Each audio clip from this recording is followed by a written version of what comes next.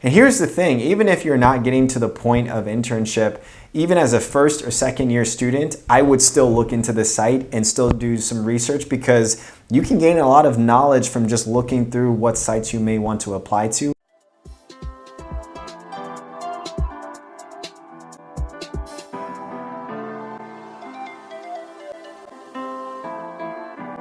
What is going on, fam? Welcome back to the channel. My name is Phil Sarpon. This is Phil's Guide to PsyD. This channel is dedicated to all things psychology, wellness, and graduate school. Today, we are going to be talking about the internship. And I thought it'd be really helpful to just talk about the general timeline of the internship. A lot of you all have been asking me different questions about what I did. And trust me, I will definitely be putting out a lot of content in terms of the internship process. If you have not already, please subscribe to the channel. You can hit the bell for notifications for future videos that we do. And we will just jump right in. Now, the biggest question that I get is, when should I start preparing for internship? And honestly, you start preparing for internship as soon as you start graduate school. And to some degree, whether it's putting things on your CV, on your resume, getting some clinical experience, going to your practicum settings, doing research, doing teaching, whatever it is, all of the things that you are doing from year 1 to year 4 or year 5 are going to be things that are going to be crucial that you can implement into the internship process and into your application. But in general, in terms of actually going through the internship process, you should probably be thinking about this process in the month of July, in the year that you plan on actually putting out your application, right? So typically you put out your application in November or December. I will put down a link to this website that's really helpful. It's called apic.org. And it gives a general overview and timeline of what you should consider as you are going through the internship process. Typically in your program, your clinical training director is going to reach out to some of the students if they are ready to actually apply for internship. Now, your school most likely won't let you apply until you have completed some of the prerequisites or some of the milestones in the program. So you may have had to complete your comprehensive exam, your professional qualifying exam, gone through several different types of practicum settings, maybe proposed your dissertation. Like, there are going to be certain things that they're going to want you to do before you can even think about applying. And so your DCT, or your Director of Clinical Training office, will be able to tell you what are some of the things that you still need to do in order to apply. Okay, so next we have August. So August is a good month because now you can start to look for different programs that you may want to apply to. And there you can find it in the APIC directory. The APIC directory, y'all, is super, super helpful. It saved me a lot of time. So August is pretty much compiling your list. How many places do you want to apply to? 15, 18, 20, 24. Research shows that the happy medium is between 15 and 22. And if you apply to more places, it really doesn't make a difference where you get matched. So keep in mind that you are going to want to definitely apply to a decent amount of places, but it's not really about the quantity of places that you're applying to. It's really about the quality of places that best fit your needs. Finally, we get into September, where there's a number of different things where you're going to go into what's called the AP portal. Here's what I will say. I will say it is really important to start the AP sign up as soon as you can. And the reason I say that is that it looks very simple, but it actually does take some time in terms of going through the process and filling out your information. And so you want to do your due diligence and making sure that you are giving yourself the most amount of time to apply. When you send letter of recommendation offers to your supervisors or to your past professors and faculty members, you can send them those offers or those requests through the site, and then that site will send an email to your faculty member or your supervisor,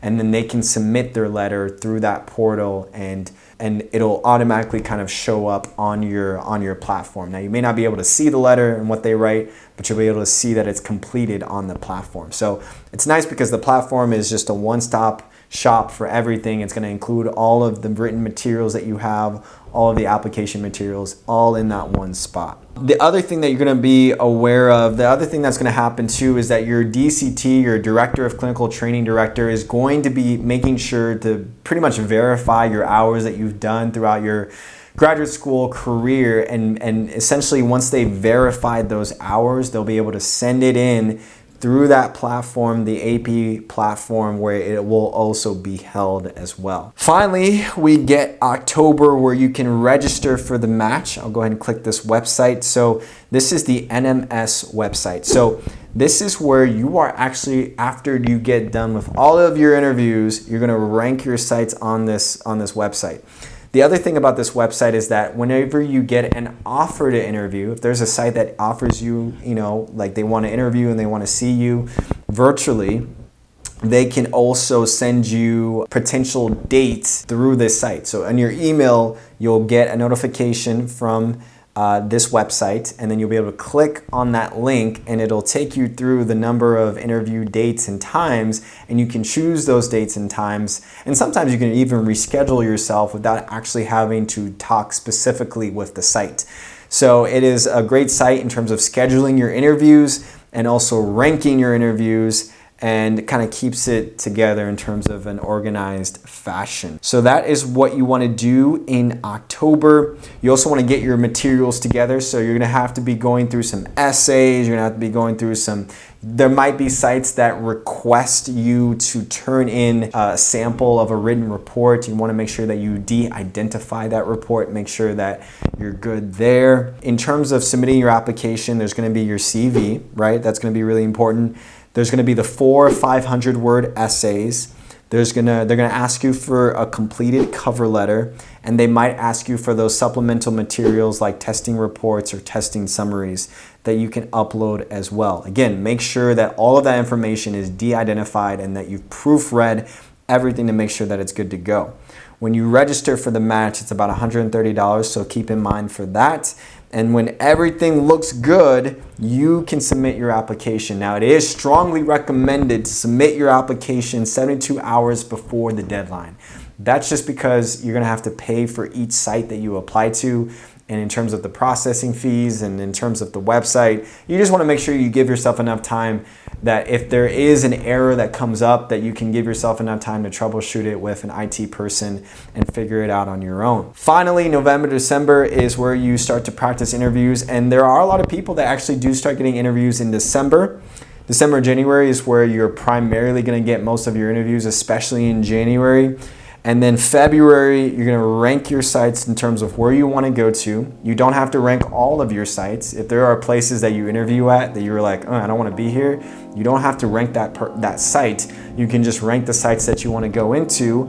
And then in February 15th, you're going to receive your phase 1 match results. Now, if you don't get matched in phase 1, there's a whole nother process where you can pretty much reapply to certain places and try and get matched in phase 2. So I know that was a lot. I just wanted to give you guys the overview of what to do, what to expect in terms of that 6-month span, in terms of the interview application process. Hopefully that was helpful. We will definitely have future videos where we go a little bit more in detail into terms of how to find the right sites for you and also rank the sites that are going to best match your interests, and also pretty much just kind of go over some of that application process. So if you have any questions in the meantime, definitely put it down in the comment section below. But with that, I will see you all in the next video.